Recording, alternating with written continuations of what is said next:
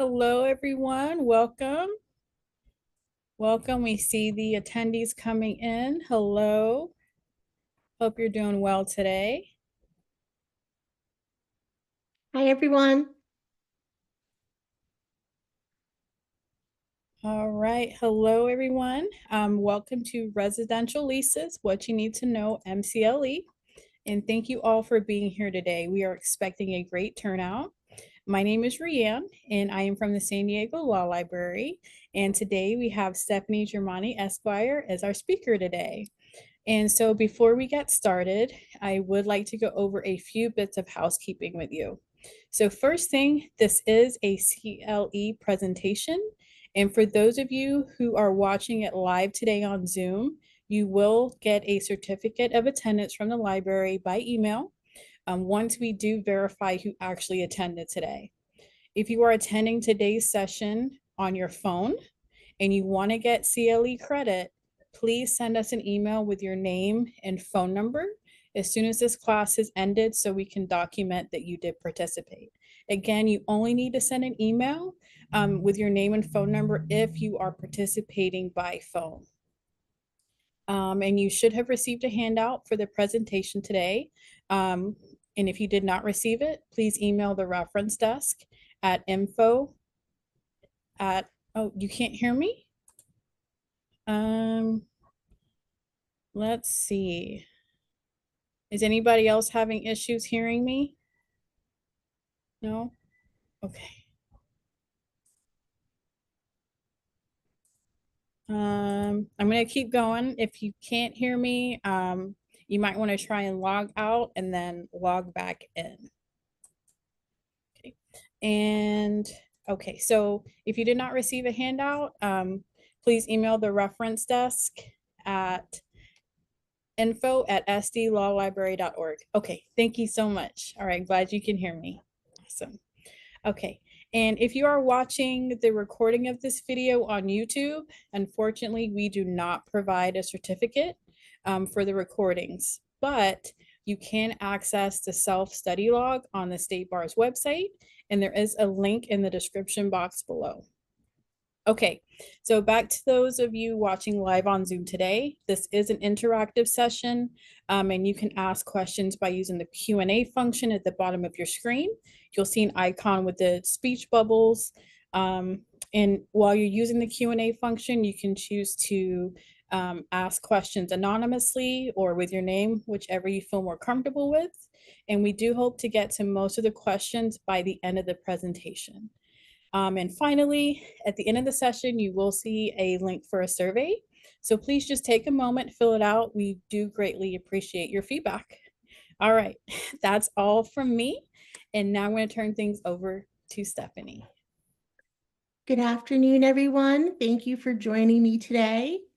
I'm going to be guiding you through some key points of residential rental agreements in California.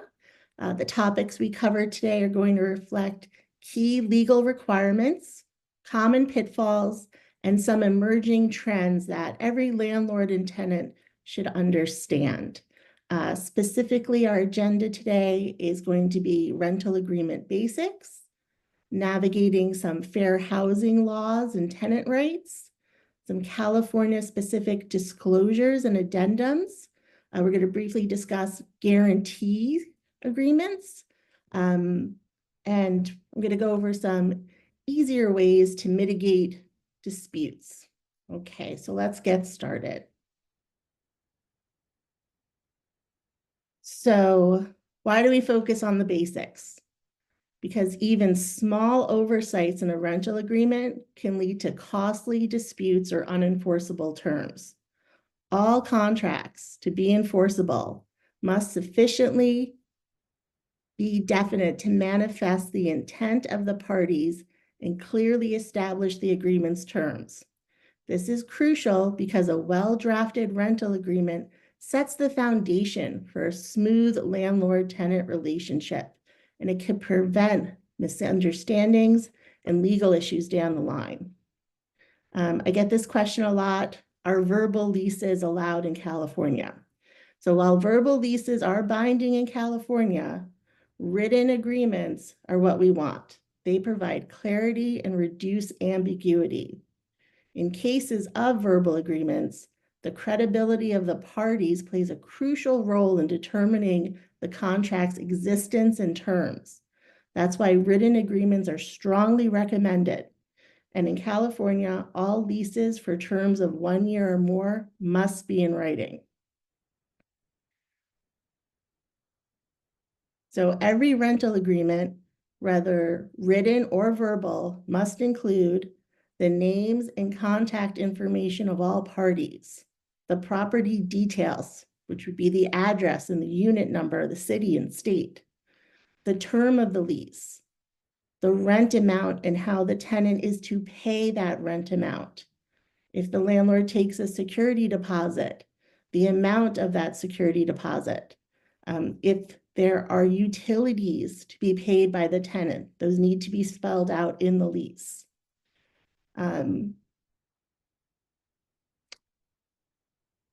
We really want to do preventative law. We want to prevent confusion and prevent disputes. For verbal rental agreements, California Code Section 1962 requires landlords to provide tenants with a written statement within 15 days of the agreed upon terms. So even though the lease is verbal, there's still a written component to it.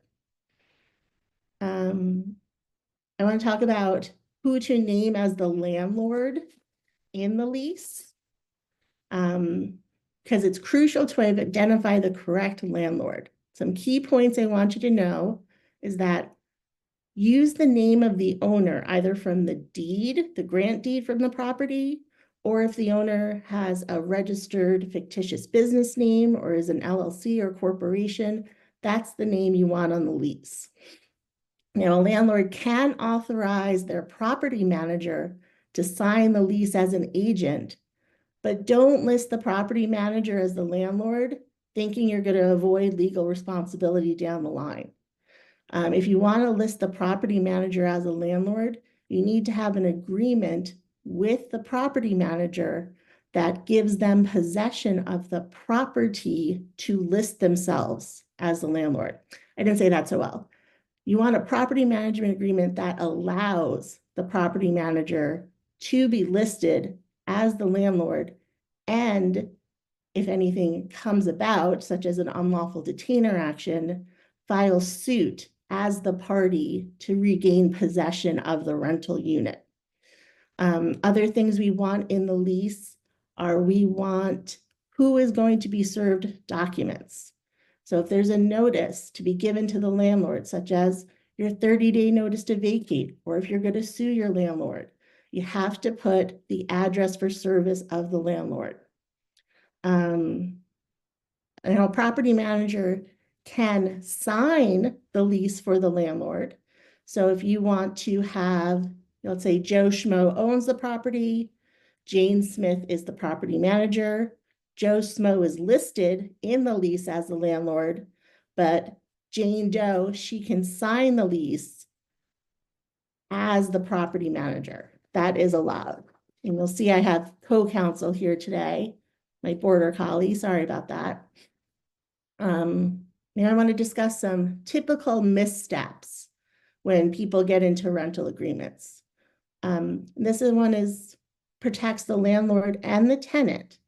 It's when all adults living in the property are not listed as tenants in the rental agreement. So for the landlord, this is important because the more people listed as tenants, the more people you can go after for the rent. For the tenants, if you're co-inhabiting the property with roommates and only one of you is listed on the lease, you're going to be the one responsible legally for paying the rent. So put all the adults living in the property on the lease. Don't forget to put in details in the lease about if any furnishings are provided, parking spaces that are assigned with the property. If there's a storage unit that goes with the property, put those details in the lease. Another thing I see a lot is the lease is negotiated in one language yet the written document is in English.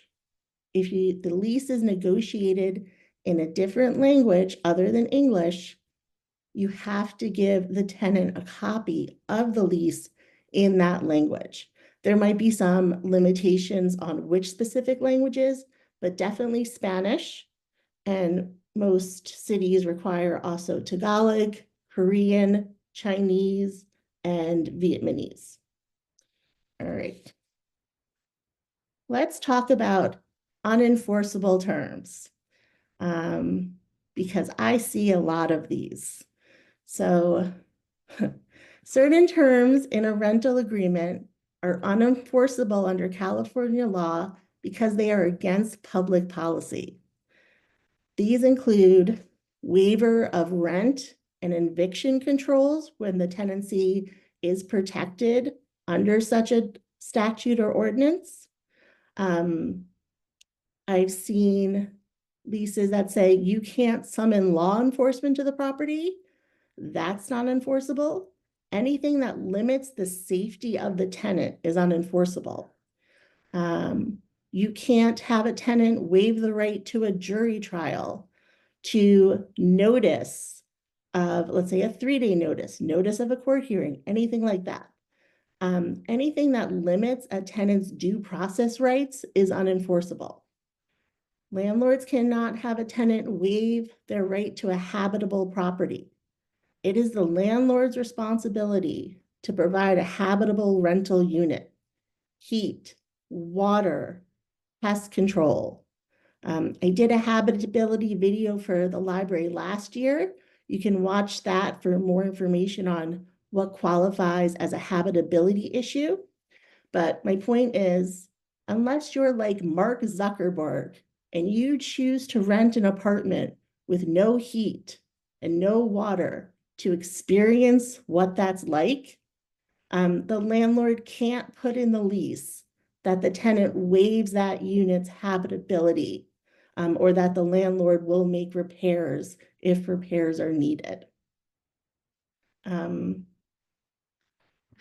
lease can also not have a waiver of the tenant's right to repair and deduct. So it's every California tenant's right to make repairs and deduct the cost of those repairs if the landlord does not make timely repairs. The landlord cannot take that right away in the lease. There cannot be a waiver of retaliatory eviction. So the landlord cannot give itself permission to retaliate against their tenants, such as if the tenant organizes a tenants union, the landlord can't use that as an excuse to evict them. Tenants cannot waive their rights to have their security deposit lawfully administered. Landlords get 21 days after the tenant turns over possession of the property to return or itemize deductions for that deposit. This week, I had a client, she was awarded triple her security deposit because the landlord did not administer it within 21 days. So that's my subtle way of saying, landlords, if you want to save money, follow the rules.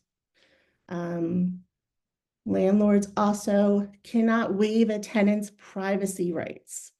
Civil Code 1954 lays out when a landlord can enter the rental property, and landlords cannot ask tenants to waive these rights.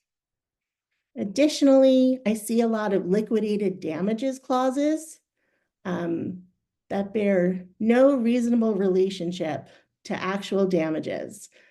These waive the duties landlords to mitigate damages, and they excessively restrict the tenant's rights under the law. So no term that says, tenant, if you breach the lease, the landlord gets $10,000. No term that says, tenant, you can never have a guest visit you. And let's say if the rent is $1,000, I do not want to see a $500 late fee in that lease. One I've gotten 3 times this year, and I'm actually shocked.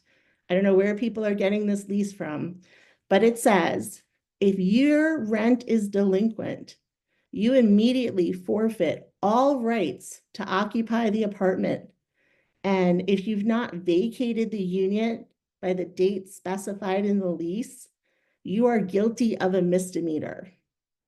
Not enforceable. And it does not look good. Let's say you and your tenant have to go to court for something, and this is the lease you're presenting. Don't do that. Don't do that. Okay. So getting leases that are compliant with the law is crucial because it prevents you from further legal action and it protects tenants' rights. So remember, landlord and tenant relationships, they're a partnership. You have to work together. Okay. So now let's talk about some specific disclosures and addendums that are required in California rental agreements. I've lost my PowerPoint. Here we go. So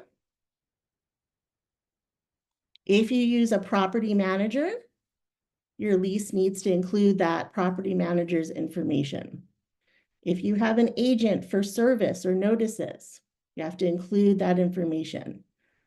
You have to include how the tenant is going to pay the rent. If you have regular pesticide services, you have to inform the tenant of those. There is mandatory bed bug disclosures. Megan's Law, that's the sexual offender database. If your property has a chance of flooding, that needs to be disclosed. Also, specific hazards need to be disclosed. For example, if you rent out a property in Tierra Santa, which was the site of a former military base, and 41 years ago, 2 8-year-old boys found an anti-tank shell in their neighborhood. They banged it against a rock and were killed.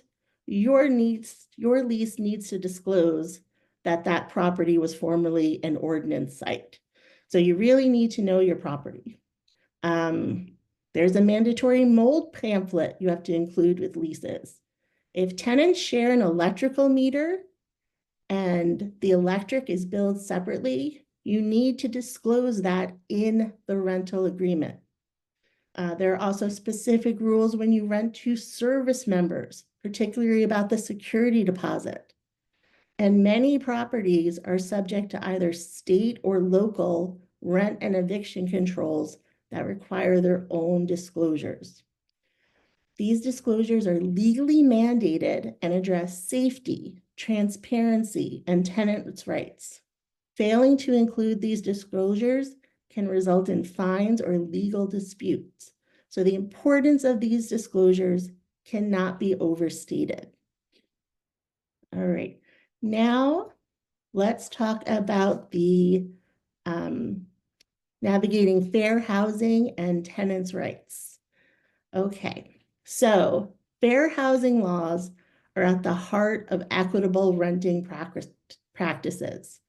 Violations can lead to severe penalties.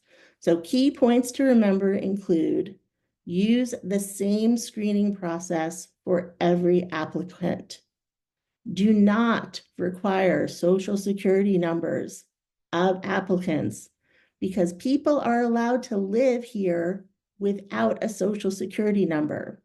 So if you require a social security number on your application, you could be accused of discrimination. Also, be cautious about making photocopies of identifications such as driver's license, because that can also lead to an accusation of discrimination. If you are denying an applicant because of poor credit, you have to provide them a written denial report that includes such information as what agency reported that they have poor credit. So understanding both federal and state fair housing enforcement laws are crucial. So in California, we have the same classes protected as under federal law for race, religion, disability, familiar status. And then we go even further and we have protections for gender identity, gender expression, genetic information, primary language, citizen information, and veteran and military status. So really, you want to treat all tenants equally. If you have income requirements, that is a good way to screen tenants, but be very cautious about screening tenants based on any of those listed protected classes. All right, now let's talk about the Tenant Protection Act of 2019. A lot of people refer to this by its Assembly Bill number 1482. So the Tenant Protection Act introduced statewide rent control and just cause eviction protections for many California properties. So many, not all. Key points you need to know about the act when drafting a residential rental agreement are: after 12 months of a tenant's tenancy, landlords must provide a valid reason for a termination of that tenancy. So if that tenant is protected, they've lived there for 12 continuous months and no other tenants have come into the property during that time, you have to provide what's called a just cause reason to terminate the lease. Now, single-family homes owned by non-corporations, they can be exempt from the Tenant Protection Act, but they require specific notice language in the lease. So any lease that's starting now, going forward, in the lease, it must have this specific exemption language. So the Tenant Protection Act, it has essentially changed how landlords manage their properties and interact with their tenants. So it's important to remember that it can limit how much landlords can increase a tenant's rent each year. So this affects the landlord's financial planning and property management strategies. It provides tenants with more stability by requiring landlords to have a valid reason to terminate the lease. Failing to adhere to the Tenant Protection Act can result in penalties and legal actions against the landlords. The Tenant Protection Act allows the individual tenants as well as the Attorney General to file suit against the landlord for violations of the act. So keep that in mind. You don't want the Attorney General coming after you. It also affects the overall rental market in California, and it influences property values and investment decisions. So it's a very important piece of legislation. It is quite dense, but I believe if you spend a bit of time with the codes that comprise the Tenant Protection Act, which are Civil Codes 1946.2 and 1947.12, I think you'll see that they lay out exactly what you need to incorporate in your rental agreements. Okay.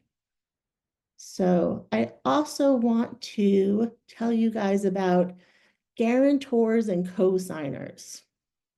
So guarantors, or third parties to the lease, they can be really valuable for landlords when renting to tenants with limited credit history or income, such as the more than 1 million students enrolled in the state of California. We have a lot of college students here, so I get a lot of questions about guarantee agreements. But if you don't handle creating these relationships properly, there can result in a lot of complications. So I suggest using a separate guarantee agreement to ensure that guarantees aren't inadvertently given tenant rights. Your guarantee agreement should allow lease modifications without requiring approval of the guarantor. And you want to retain the ability to pursue either the tenant or the guarantor or both for any unpaid rental obligations. So proper use of a guarantor in the leasing arrangement, it's important because it allows the landlords to rent to tenants who might otherwise not qualify. And this is also good for landlords because it expands the pool of potential renters. It provides additional financial security for landlords, but you have to have that proper documentation that ensures the guarantor's responsibility are clear and legally enforceable. I also believe it helps prevent disputes by clearly defining the roles and obligations of all the parties involved. So I want to tell you a little story. Speaking of college students, I would encourage tenants who share housing to have their own agreement amongst themselves about house rules and who's responsible for what household bills. This week, I observed a small claims case about two college roommates who had a dispute about who was responsible to pay what part of the rent, like how much each.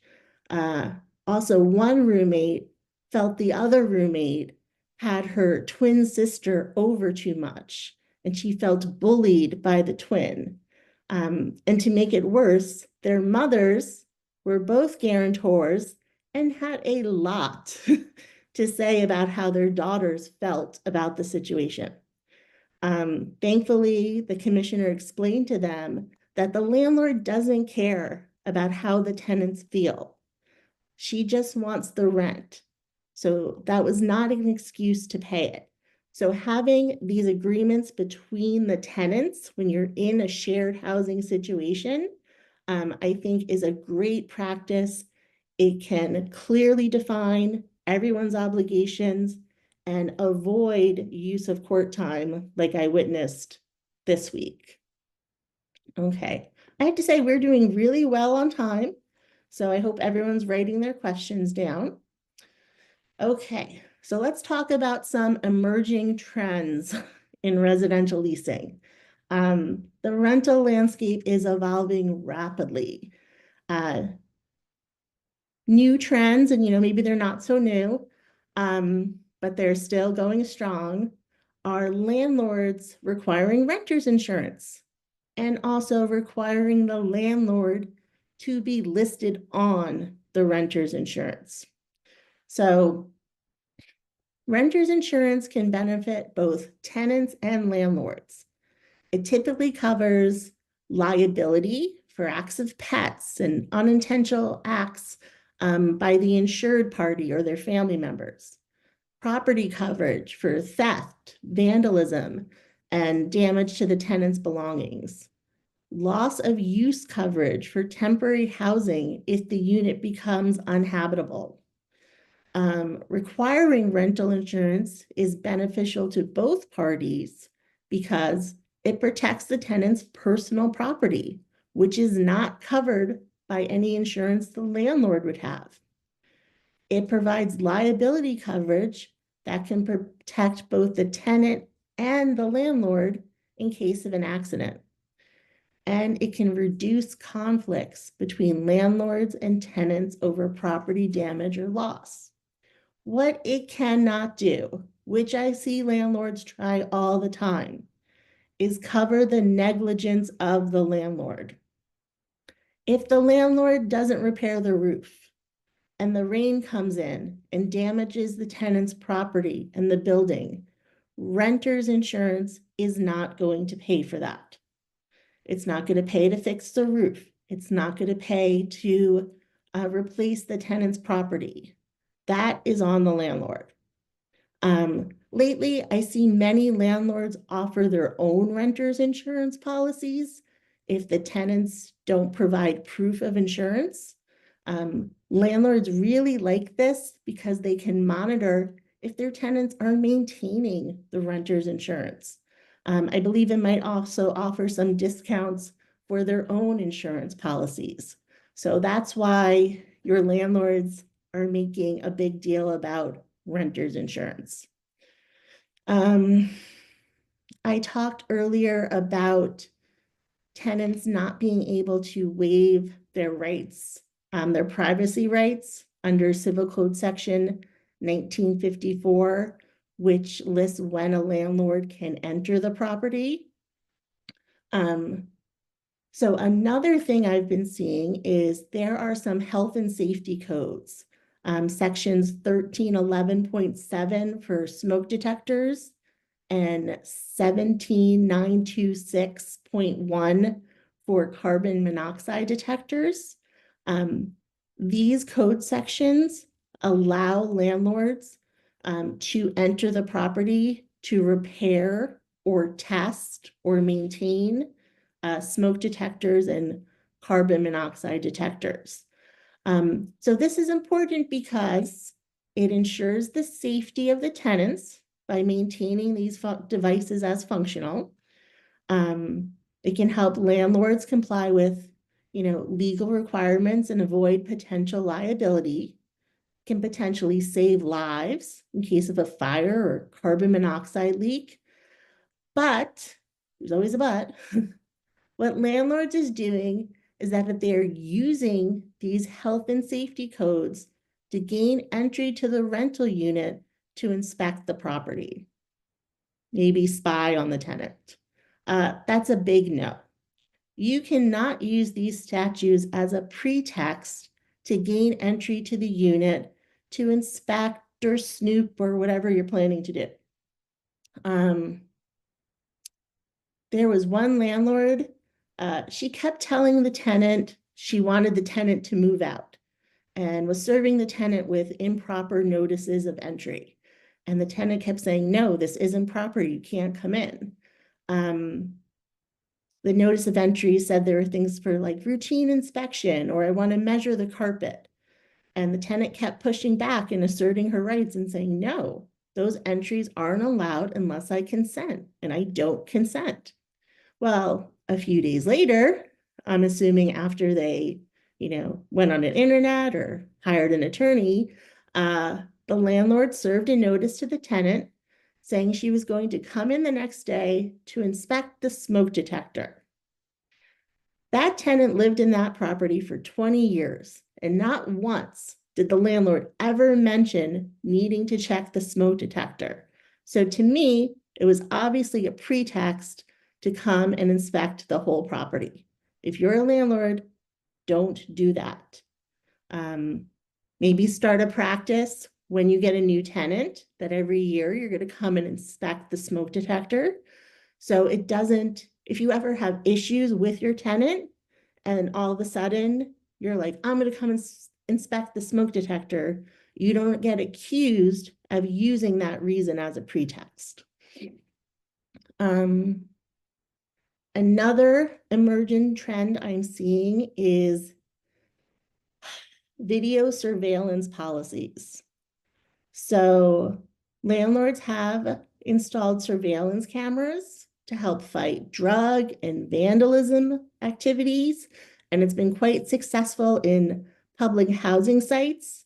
They've seen a drop in violent crime and also domestic violence. And as much as properties want to ensure security, tenants do have a right to expect some level of privacy. So I see this more of an issue with single family homes. And I advise landlords and tenants to discuss the use of such cameras and put any agreed upon use in the rental agreement. For example, when renting a single family home, a landlord and tenant might agree that the tenant is allowed to install a Ring doorbell, or the landlord can have a camera pointed at the driveway but cannot keep the collected images for more than 48 hours. So especially if you're renting a single family home and, this is a topic of contention with you and the landlord, let's say you're looking to rent a property, you notice a lot of cameras, definitely discuss that with the landlord and come to an agreement about the use of the cameras and put those terms in the rental agreement. Okay. So next topic is sustainability measures. So incorporating energy efficient appliances or solar panels is becoming more common, but agreements need to clearly outline any cost sharing agreements between the landlord and a tenant. So the use of solar panels is a significant trend because it can reduce utility costs for tenants and increase the property value for landlords. So great beneficial purchase there. It can help properties comply with increasingly stringent environmental regulations. It also appeals to environmentally conscious tenants, potentially increasing the demand for the property.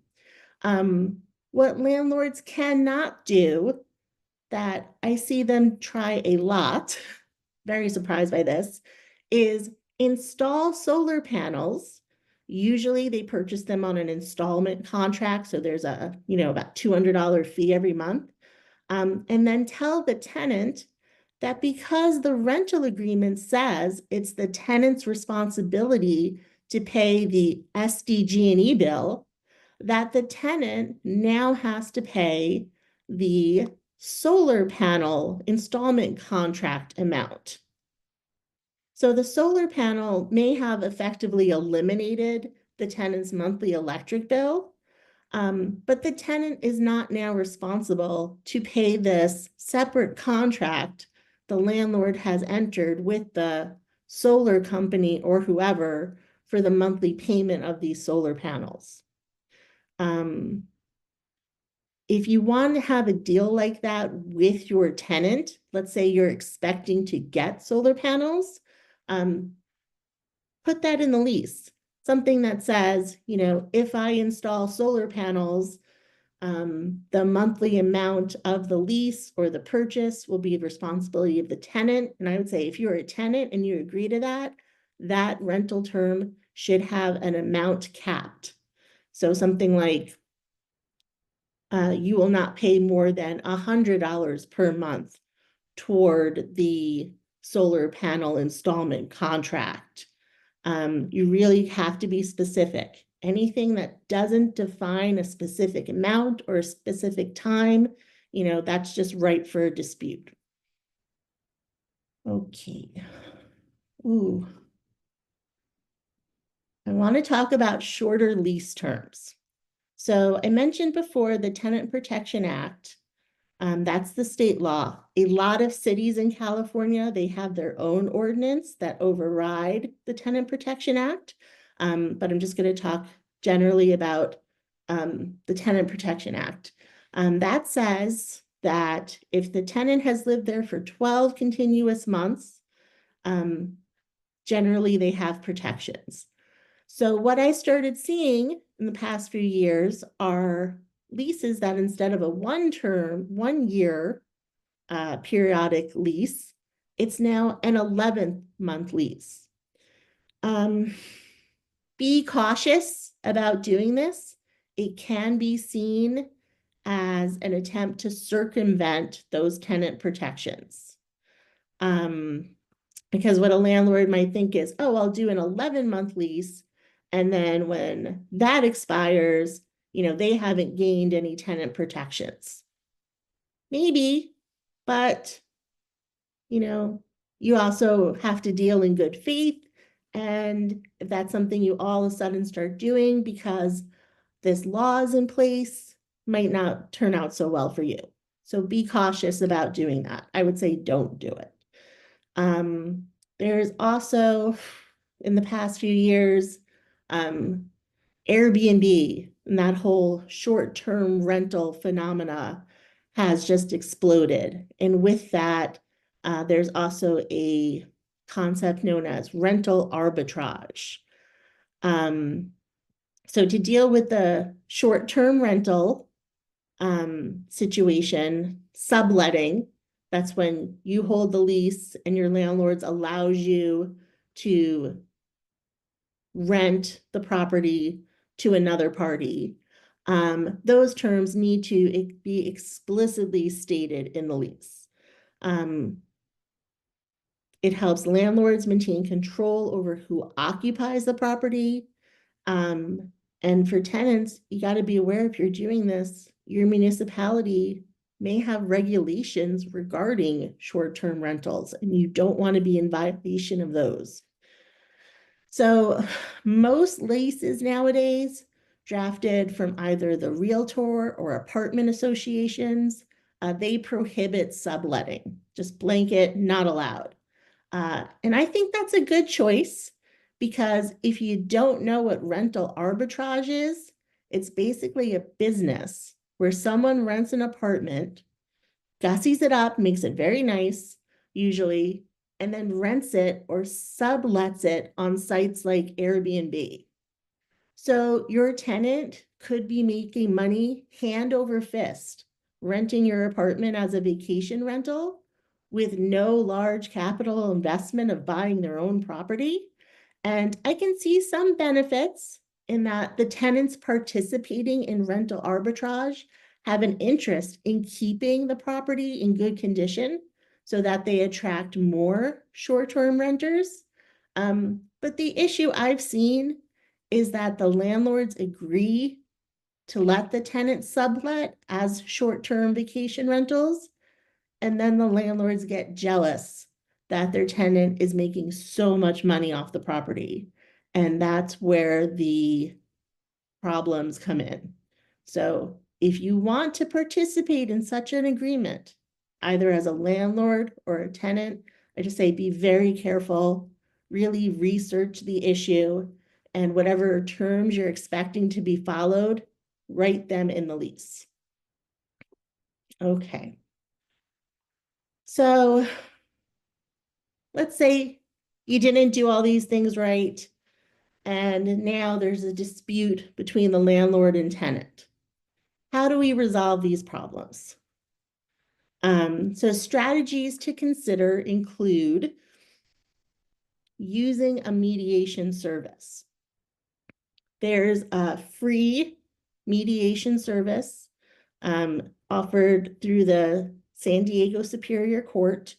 And this is common in most counties in California that, as long as one party resides in the county, they can use the service for free. Both parties can use the service for free. So it is a terrific resource. I think they have great mediators. You could go in person. You can both appear over Zoom. That's like where to start. If you guys can't work out your differences, on your own, I would say mediation should be the next step. And check your rental agreements. Some disputes say if it's not an unlawful detainer action and the amount in dispute is above the small claims limit, that you have to first try to mediate your dispute.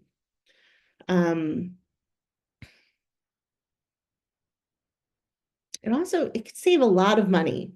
I hope you all have never had to hire an attorney or go to court, but just the court fees can get really excessive. So the best way to do it, try not to get into these disputes. Try to work out disputes you have with your landlord, with your tenant. Unfortunately, I see a lot of people who take these relationships really personally. There are billions of people on this planet. And this especially goes for landlords. If you're looking to rent a room in your house or rent out a property and think you're going to be best friends with the tenant, I really caution against that. It's a business relationship. Yes, be friendly, be cordial, be respectful, but keep it on a business level. I remember there was one landlord, she served a client a notice of termination. And with the notice of termination, she included a 2-page handwritten letter about how sad she was that she was giving this notice because she really considered the tenant someone she was going to have a great, friendship relationship with. So 2 pages handwritten, how sad she was.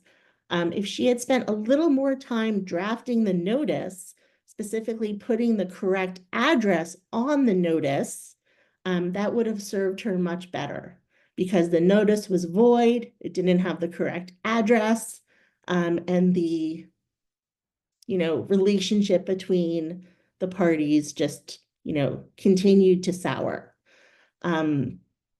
So keep it professional. If you're a landlord, keep good documentation, good business records. If you're a tenant, promises made by the landlord, get them in writing, either in the rental agreement, if they make promises of repairs as they come up, have those in an email. I think email is great for that. If you are reporting needed repairs to the landlord, again, in writing, I think email is a great way to document that. But, this is a ever-changing landscape. I'm finding these laws, frequently change. So you really have to keep on top of what's required at the moment. And, thank you all for just coming to this presentation and learning a bit more. I think we might be able to start questions now if anyone had any questions. Thank you so much, Stephanie. Yes, Sure. we do have some questions. Would you like me to read them out for you? Let's Let's see. see. Okay. Ooh, I see them too. All right. Okay.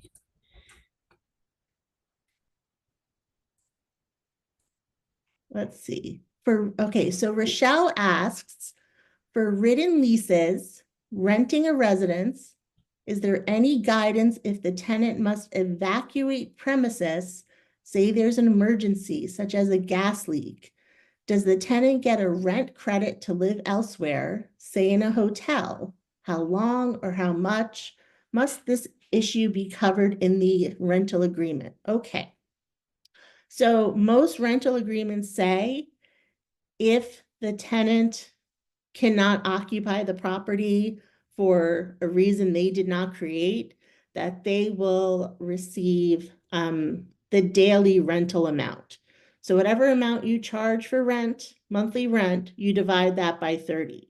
Yes, some months have 28 days. Some months have 31. That's why we just use 30. It makes it easier.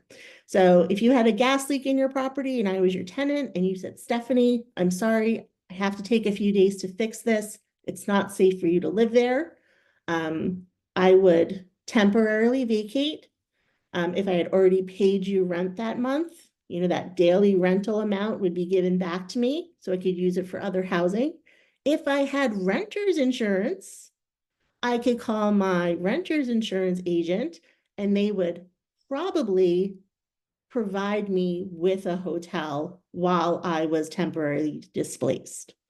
So yes, great thing to put in the lease. And yes, you cannot charge the tenant for days they are not allowed to live there.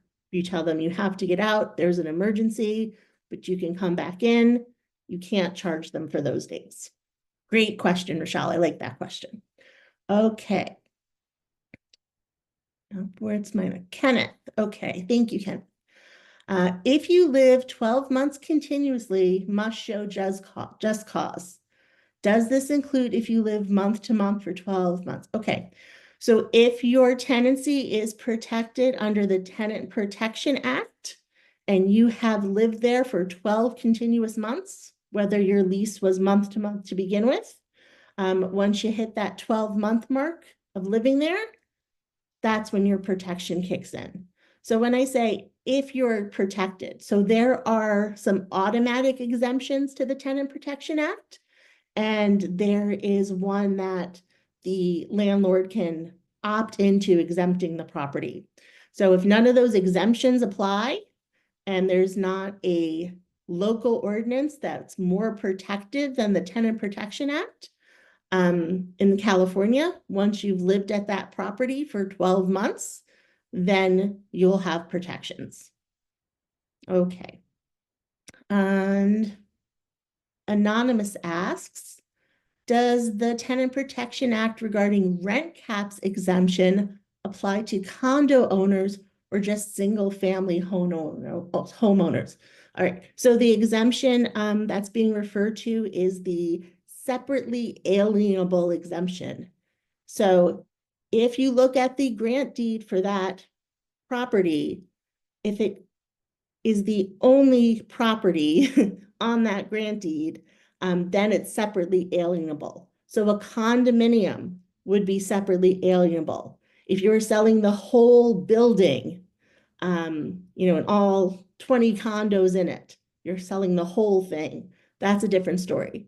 If you have a single family home and you have an ADU on the property, you can't sell the ADU without selling the single family home. So those two rental units would not be separately alienable. So it really just depends how the property is titled. Okay. When renter's insurance is offering full coverage for loss or theft, some companies are not functioning since the COVID. Well, yeah, I mean, insurance is difficult to deal with. And what they offer, especially in California, it seems to be changing. A lot of people are having difficulty getting insurance. But we're just gonna leave that as a statement. Thank you, V. Okay, William. Costa-Hawkins notice and lease. So what Costa-Hawkins does is it says, once a tenant has vacated, let's say they were paying $1,000 a month, the next tenant who comes in, the landlord gets to set the rental amount. It doesn't have to stay at that 1,000. So there really doesn't need to be a notice of that in the lease. But yeah, good thought, William. That's something I hadn't considered before. All right, Bill, for a tenant, what is the statute of limitations on filing a claim in small claims court from the time you vacate a property? So that depends, Bill. Let's say you had a verbal lease and you want to sue over a term of the verbal lease. That's a different statute of limitations than if you had a written lease. So you've just come up with another great point why leases should be in writing. You get more time per the statute of limitations to file lawsuits. I believe 4 years for written leases, 2 years for verbal. I hate to give out definite numbers, but that's off the top of my head what I believe it is. Okay, so you see almost double for written. Go written leases. Okay. Can you please talk more about renter's insurance coverage for personal injury, property damage, etc.? So I can tell a story. I had a client. He came home one day and there's water all over his apartment. He called his insurance company and they were going to get him temporary housing. He informed the landlord immediately, of course. And what the landlord did was sent out the maintenance man who went up on the roof, took pictures of holes in the roof, sent an email to the tenant's insurance company that said, oh, it's because we have a hole in the roof. And the tenant's insurance company said, okay, we'll pay for you to stay in the hotel. But since it was the landlord's negligence of not fixing holes in the roof, we're not going to pay for your property damage. You have to ask your landlord to reimburse you for that. So I could tell that story. I hope that helped. David, under the Tenant Protection Act, which rental units are exempt from the act? Okay, so if you go to the specific code sections, 1946.2, 1947.12, they list the properties that are exempted. Off the top of my head, I can tell you that if a property was constructed within the last 15 years, that property is exempted until it turns 15. Residential college dormitories are exempt. Hotels are exempt. So there's a long list of exemptions. Can you suggest a good source for an updated tenant lease agreement sample? I bet if you went to the San Diego Law Library, they have the NOLO guides. I believe you can also access those through the law library's website if you're a resident of San Diego County. I think that's a good place to start. There's also various associations and realtors, they might have a good